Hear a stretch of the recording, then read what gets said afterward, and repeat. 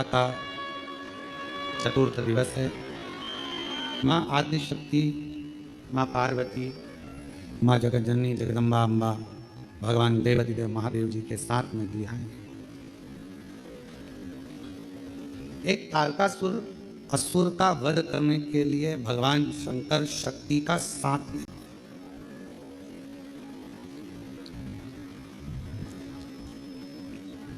तारकासुर एक ऐसा असुर है जो भगवान शिव से स्नेह भी करता है और चाहता है कि मेरे भगवान भोलेनाथ जी का घर बस जाए, परिवार उनका हो और उनका पूरा परिवार, पूरा कुटुंब आनंद से निवास करे।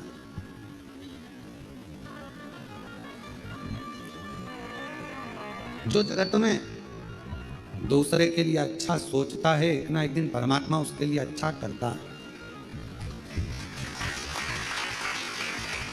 हमने एक बात पहले भी कथा में कही थी, जब भिलाई छत्तीसगढ़ में शिव महापुराण की कथा दया सिंह जी कराए तो हमने उस समय पर कहा था, अपने घर में बैठकर रोज प्रतिदिन अपने दुखड़े को मत रो किसी के साथ।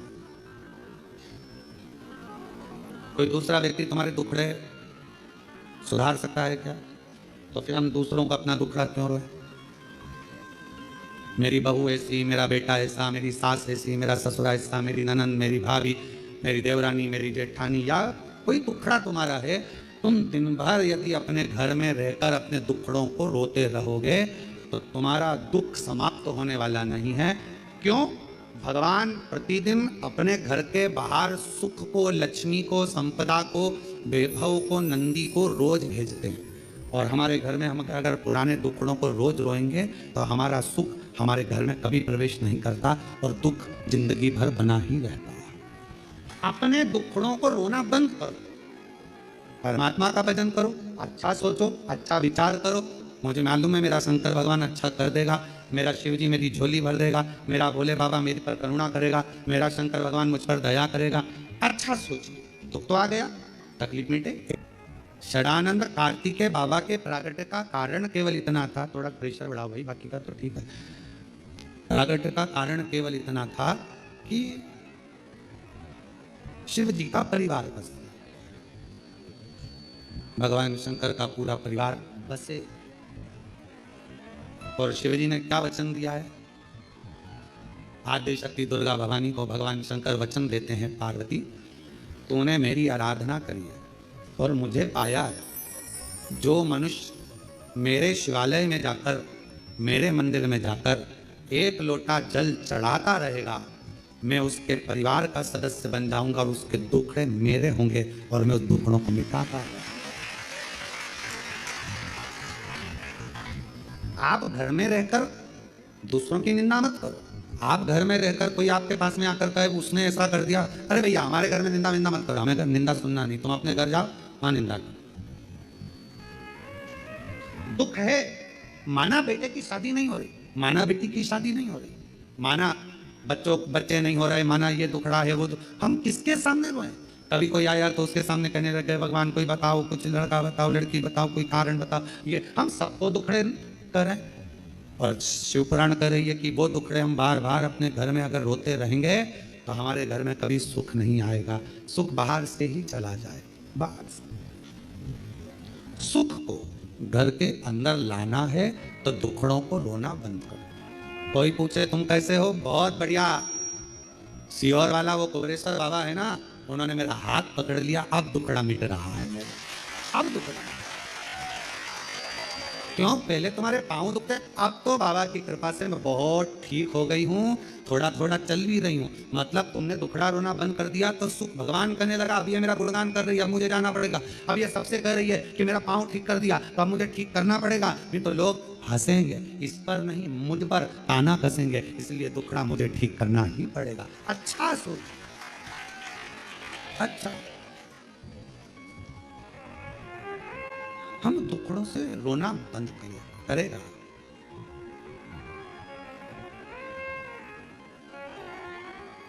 करेगा महाराज।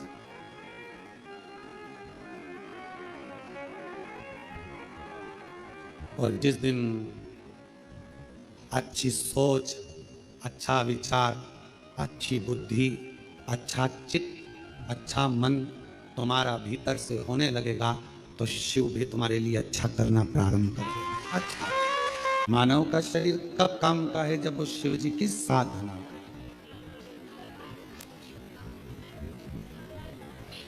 एक बेलपत्र के वृक्ष में 68 करोड़ तीर्थ होते हैं। कितने तीर्थ हैं? 68 करोड़।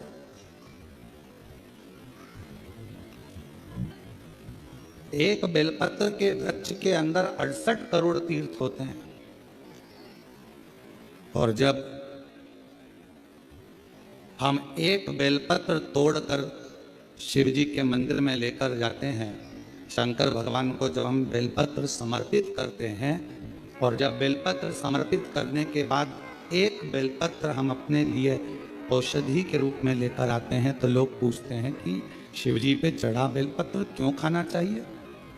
एक वृक्ष बेलपत्र का जिसमें 68 करोड़ तीर्थ है।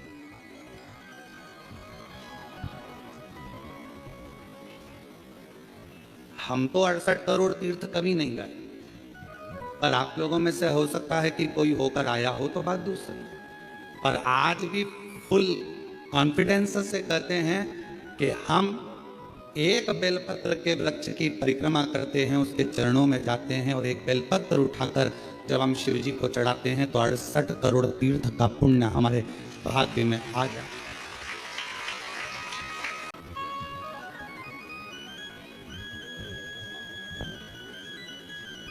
और इतने पवित्र तीर्थ, हजारों हजारों नदियां, हजारों हजारों कुंड, हजारों हजारों बावड़ियां, सरोवर, तालाब भारत की भूमि पर विराजमान है। कुछ तीर्थ भारत की भूमि के बाहर भी, जैसे पशुपतिनाथ नेपाल में, माँ हिंगलाज माता पाकिस्तान में, ऐसे कई तीर्थ बाहर भी है। अब 68 करोड़ तीर्थ हम कभी नहीं गए, पर हमने हमारी जिंदगी में एक नियम हमेशा बनाकर रखा कि कार्तिक के महीने में बेलपत्र के वृक्ष की परिक्रमा और बेलपत्र के वृक्ष के नीचे एक घी का दीप जलाने का नियम बनाया। तो ये हमें विश्वास है कि हमारे 68 करोड़ तीर्थ पूरे। 68 करोड़। अब लोग कहते हैं गुरुजी एक बेलपत्र हम शिव जी को चढ़ी हुई उठाकर लाते हैं, बाबा से औषधि के रूप में लेकर आते हैं, तो ये बेलपत्र है तो पेड़ की, वृक्ष की, ये इतनी अमृत कैसे हो जाती है कि लोगों की बीमारियां ठीक हो जाती हैं, तकलीफें ठीक हो जाती हैं, शुगर लेवल में हो जाती है, बीपी, थायराइड सब ठीक हो जाता है, सोराइसिस जैसी बीमारियां ठीक हो जाती है, किडनी लीवर जैसा ठीक हो जाता है। एक बेलपत्र इतना औषधि का कार्य कैसे कर जाता है? तो शिव महापुराण में वर्णन किया, उमा संहिता के अंतर्गत 68 करोड़ तीर्थ एक बेलपत्र के वृक्ष में है। एक बेलपत्र के वृक्ष की पत्ती जब शिवजी पर चढ़ती है बेलपत्र और हम उसको लेकर आते हैं तो 68 करोड़ तीर्थ का जो प्रसाद होता है, 68 करोड़ तीर्थ में जितनी हजारों हजार नदियां पवित्र हैं, कुंड पवित्र हैं, सरोवर पवित्र हैं, वहां जाकर हमने आचमन नहीं करा, और शिवजी पे चढ़ी हुई बेलपत्र जब हम मुख में रखते हैं, शिवजी पे चढ़ा हुआ जल जब हम आचमन करते हैं तो वह 68 करोड़ तीर्थ का आचमन हो जाता है और हमारा रोग समाप्त।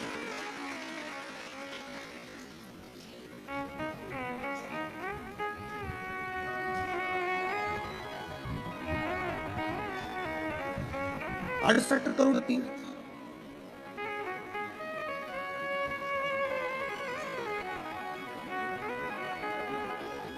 आप सभी के स्मरण में होगा,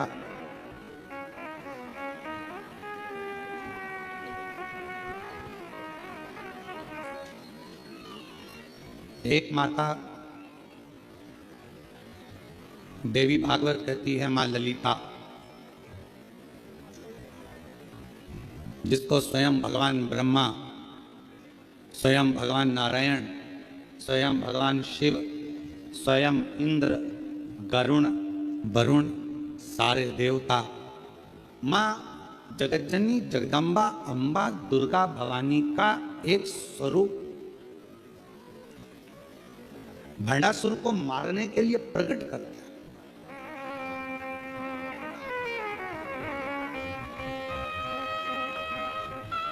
और काय से प्रकट किया?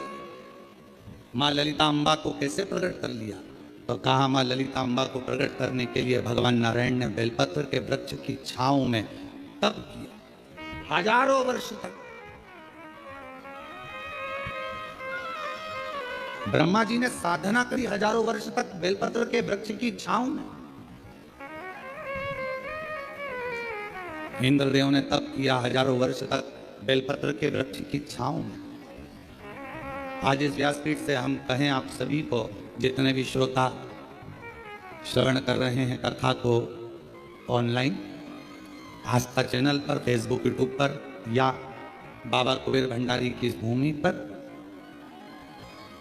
जब भी आपका कोई भी तीज त्योहार पड़े, आपके घर में कोई भी त्योहार आवे, आपके घर में कोई भी उत्सव आवे, आपके घर में बच्चों का जन्मदिन आवे, आपकी शादी की सालगिरह आवे, आपके घर में कोई भी विवाह आवे, आपके घर में कोई भी अच्छा कार्य हो, कोई त्योहार आ गया, दिवाली आ गई, दशहरा आ गया, कोई नवरात्रि आ गई, गणेश चतुर्थी आ गई, चतुर्थी आई, छठ आई, कोई भी व्रत आपका पवित्र कोई उत्सव आया, तो एक काम जरूर करा करो, बेलपत्र के वृक्ष के नीचे जाकर एक घी का दीपक लगाया करो और श्री शिवाय नमस्तुभ्यम जरूर बोला करो।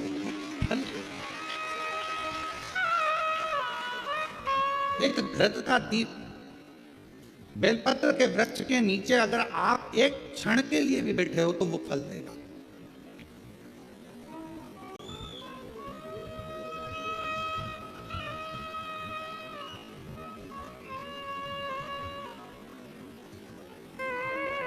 कितने ये सामने जो बगीची दिखती है आपको, जो अभी बन रही है, उसमें कई मेरी माताओं ने, कई मेरी जीजियों ने उसमें अगर कोई बांस लगा है या कचरा पड़ा है तो माताएं उसको साफ कर देती हैं और बेलपत्र के पौधे को वहाँ रखी। बेलपत्र के पौधे को उन्होंने वहाँ लगाया है। और कई माता ऐसी आती है कि वो बेलपत्र, इतने सारे बेलपत्र के पौधे लगे हैं और माताएं उस बेलपत्र के पौधे में कोई कचरा है, कोई दुर्वा लगी है, कोई घास लगा है, कोई बेकार पौधा लगा है तो उसको साफ कर देती हैं और उसमें जल डालकर उसकी परिक्रमा कर कर चली जाती है।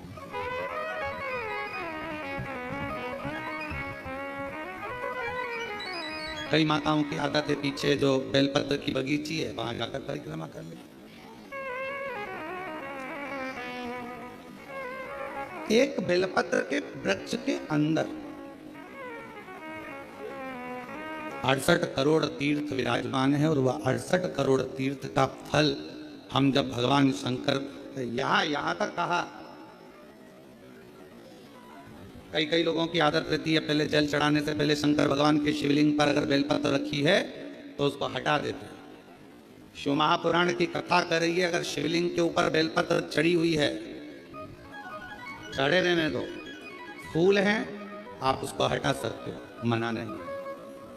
शिव जी का अभिषेक करने से पहले, भगवान शंकर को जल चढ़ाने से पहले, जब आप घर में कोई अनुष्ठान कर रहे हो, शिव जी का अभिषेक कर रहे हो, शंकर भगवान का कोई साधना कर रहे हो, शिव अभिषेक कर रहे हो, तो सबसे पहले शिवलिंग पर एक बेलपत्र का होना जरूरी है, फिर जल चढ़ाओ। क्यों? आपके पास, हमारे पास इतनी, जो शास्त्रों में वर्णन किया गया, गंगा, यमुना, सरस्वती, कावेरी, मंदाकिनी, क्षिप्रा, नर्मदा आदि आदि की जितनी भी पवित्र नदियां हैं, सरयू आदि की जितनी पवित्र नदियां हैं, इतनी नदियों का, इतने सरोवर का, इतने कुंड का जल हमारे पास नहीं है। हमारे पास इतना जल नहीं है। हो सकता है आपके पास हो पर हमारे पास नहीं। 26,000 नदियां भारत की भूमि पर अविरल बहती हैं, पवित्र नदियां 26,000 नदियां बहती हैं। अब मुझे तो नहीं लगता कि 26,000 नदियों का जल तुम्हारे घर पर होगा।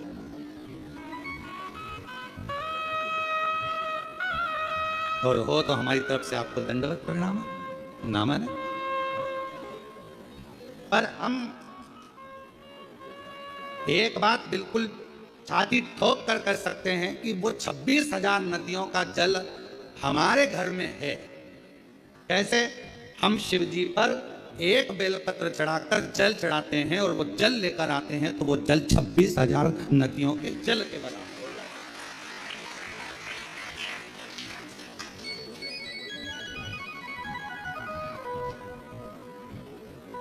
अब ये अब आप छाती ठोक कर आप भी कह सकते हो हमारे यहाँ भी 26,000 नदियों का जल है महाराज। ओ सीवर वाले महाराज, तुम्हें क्या मालूम है, हमारे यहाँ भी 26,000 नदियों का जल आता है। शिव जी पे बेलपत्र चढ़ी रहती है, हम जल चढ़ाते हैं। वो पानी जब हम थोड़ा सा झेल कर लाते हैं, आचमन करते हैं, घर पर छींटते हैं, तो 26,000 नदियों का जल हमारे को पवित्र कर देता है।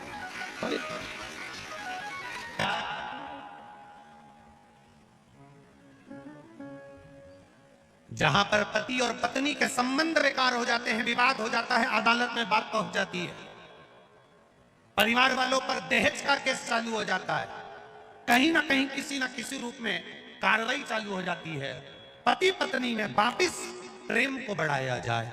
उस प्रेम को बढ़ाने के लिए शंकर भगवान का समझ लीजिए, शिवलिंग, कनेर के पुष्प की माला, काय के पुष्प की, कनेर का वो पीला जो फूल होता है, आप टीवी पर दर्शन कर रहे होंगे, कनेर के पुष्प की माला जो ऊपर जलाधारी लगी है, जिस जलाधारी में से बूंद बूंद पानी गिरता है, ये शंकर भगवान की 5 बेटियों का स्थान है। कौन कौन सी बेटी? नाम ले, जया, विषहरा, श्यामली बारी, दौतली और 5वें नंबर की देव। ये शिव जी की 5 लड़की है जो पानी बूंद बूंद नीचे गिरा रही है। शंकर भगवान की बेटियों के स्थान से शंकर भगवान की जो ये जलाधारी है, जलाधारी अशोक सुंदरी वाला स्थान, ये जो जलाधारी है, बेटियों के स्थान से जलाधारी तक जो कनेर के माला बनाकर स्पर्श कर कर लगा देता है, शिवरात्रि के दिन प्रदोष काल के समय पर उस पति पत्नी में कितना भी झगड़ा हो रहा हो, आपस में प्रेम बनना प्रारंभ हो जाता है। अदालत का केस धीरे धीरे समाप्त हो, आपस में प्रेम बनना प्रारंभ हो जाता है। अदालत का केस धीरे धीरे समाप्त हो, अदालती कार्रवाई। यहां तक कहा गया कनेर का पुष्प, भाई भाई में विवाद हो रहा हो, जमीन के लिए विवाद हो रहा हो, किसी प्रॉपर्टी के लिए विवाद हो रहा हो, या किसी अन्य विवाद में पड़े हुए हो, या तुम्हारे दुश्मन बढ़ रहे हो, तो भी कनेर का पुष्प शिव को समर्पित किया जाता है। कनेर का पुष्प सुख प्रदान, आनंद, जिसको कोई ना पाए उसको मेरा महादेव पाए। महाराज, खाली न जाता कोई दर से तुम्हारे, मैं भी खड़ा हूं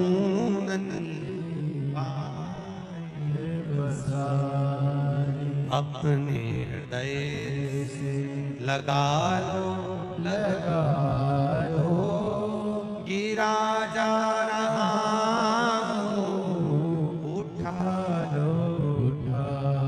शिव कथा कर। कल कोई माता जी ने पत्र लिखा था, उसमें लिखा था गुरुजी हमारे पत्र नहीं पढ़ते।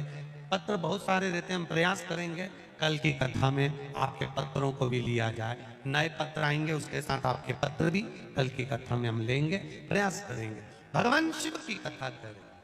दूसरे नंबर का पुष्प पहला कौन सा है? बोलते जाओ। पारिजात। दूसरा कनेर का पुष्प, सुख प्रदान करने वाला, आनंद देने वाला, शिव को प्रियता में भी प्रिय। लोग समझते नहीं है, मंदिर में जाते हैं, भगवान पे चढ़ा हुआ फूल, भगवान पे चढ़ी हुई बेलपत्री पूरे मंदिर में जहां वहां पड़ी रहती है और लोग उस पे से चलते हुए लांघते हुए निकल जाते हैं। पंच पुष्प शिव महापुराण की 2 बातें अपनी जिंदगी में उतार कर रखना। यदि कोई बड़ा रोग अपने जीवन में नहीं चाहते हो, इस मुख को जिंदगी भर शुद्ध चाहते हो और इस मुख में कभी कोई बड़ी बीमारी नहीं चाहते हो, तो 2 बातें अपनी जिंदगी में उतार कर रखना। एक, भगवान के पड़े हुए निर्माल्य पर कभी लांगा ना जाए। दूसरा, अपने मुख में पान खाकर, गुटखा खाकर या कोई वस्तु खाकर जो मंदिर के लिए रास्ता जा रहा हो, भगवान की कथा के लिए रास्ता जा रहा हो, भगवान के द्वार पर रास्ता जा रहा हो, वहां अपने मुख से थूका ना जाए। जितने लोग पार कर कर जाते हैं उतना दोष आपको लग जाता है और आपका जीवन नष्ट हो जाता है।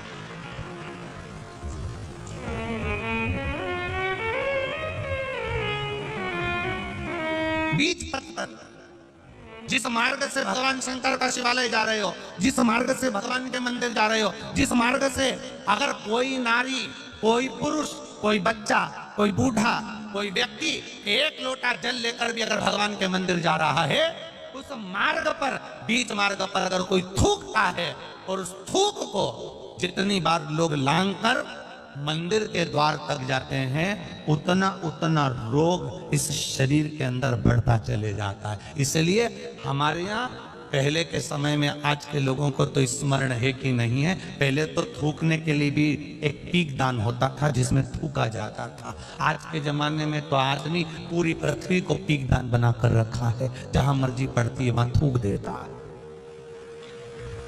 ये श्रेष्ठता नहीं है हमारी।